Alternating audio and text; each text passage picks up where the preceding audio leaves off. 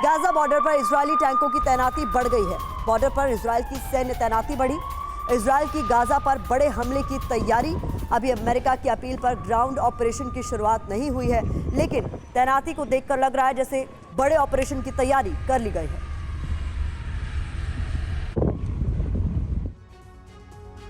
और जैसा कि हमने आपको बताया कि इजरायल हमास के बीच जो युद्ध चल रहा है उसका आज 18वां दिन है। गाजा पर इजरायल के हमले लगातार जारी है। आईडीएफ जमीनी हमले का प्लान बना रहा है। आइए आपको बताते हैं कि ग्राउंड ऑपरेशन को लेकर इजरायली डिफेंस फोर्सेस का क्या कुछ कहना है। जानकारी आपके सामने। अब ज्यादा इंतजार नहीं कर सकते, ये आईडीएफ का कहना।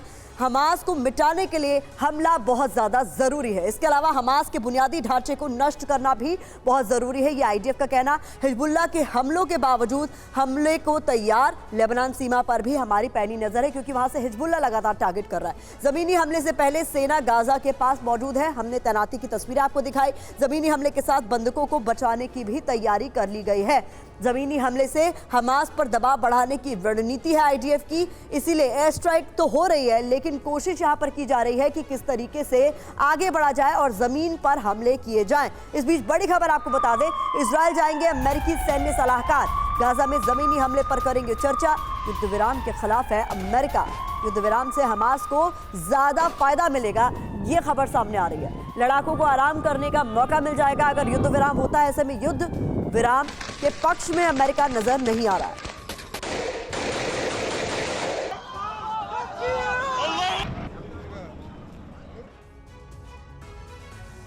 तो अब तक आपने गाजा पर इजरायल की जमीनी हमले की तैयारी देखी। अब हम आपको वो वजह बताते हैं जिसके चलते इजरायल की सेना ग्राउंड ऑपरेशन से बच रही है।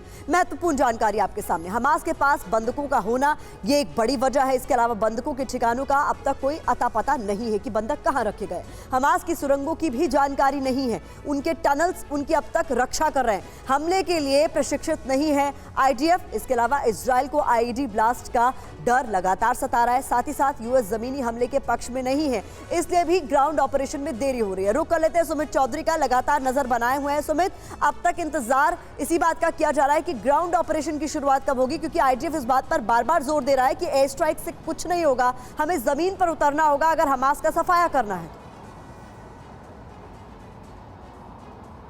देखिए बिल्कुल ये बात तय है, क्योंकि ऐसे वॉरफेयर के अंदर आपको क्लोज बैटल के अंदर जाना ही पड़ता है। अर्बन वॉरफेयर की सबसे बड़ी डिमांड है, सबसे बड़ा चैलेंज ही यही होता है कि आपको अपनी एनिमी के बहुत करीब जाना होता है। लेकिन आईडीएफ के लिए चुनौती इसलिए है क्योंकि ये ऐसी वॉर, यानी इस तरीके की वॉर जहां आप बहुत क्लोज डेंसिटी पॉपुलेशन हो, जहां पर बहुत लोग करीब रहते हो, इतनी ज़्यादा, और उसके अलावा एक ऐसी अंधी गली या फिर एक ऐसा अंधा टनल जो है जहां पर अब तक दुनिया की किसी फोर्स ने ऑपरेशन नहीं किए हैं। कई फीट नीचे जाकर आपको ऑपरेशन करना, और आपको ये भी नहीं पता उस टनल के एंट्री और एग्जिट पॉइंट्स क्या है, वहां पर आईडीज कहां लगी होंगी, और ये सारे चैलेंजेस आईडीएफ के सामने अभी ये सबसे ज़्यादा आईडीएफ के लिए ज़रूरी है कि उन लोकेशंस के आसपास जो उनके आर्म्स एंड एम्युनिशन डिपो हैं उनको न्यूट्रलाइज किया जाए, ताकि उनका बैकअप ना आए। अगर आप देखें कि अभी भी जब हम लोगों के हॉस्टेजेस की बात कर रहे थे तो अमेरिका की तरफ से भी कंफर्म किया गया कि हमास को फ्यूल देने के लिए रजामंदी हो गई है, लेकिन वो हॉस्टेज छोड़े।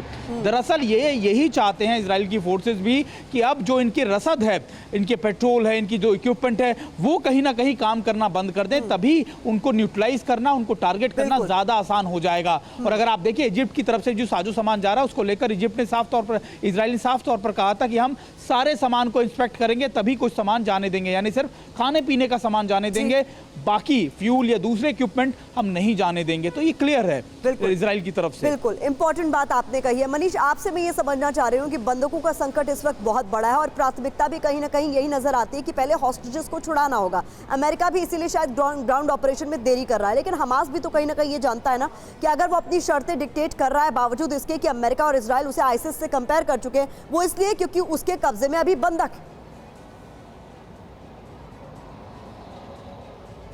देखिए, हमास को ये पता है कि अभी पूरी दुनिया की सहानुभूति फिलिस्तीनी लोगों के नाम पर उनके पक्ष में आ गई है, और वैसी स्थिति में जब 222 के करीब बंधक हैं, तो अगर आप उसमें से 50 या 100 ऐसे लोगों को छोड़ देते हैं जो विदेशी नागरिक हैं, तो कुल मिलाकर आपको एडवांटेज मिलेगा, आपका पीआर और मजबूत होगा।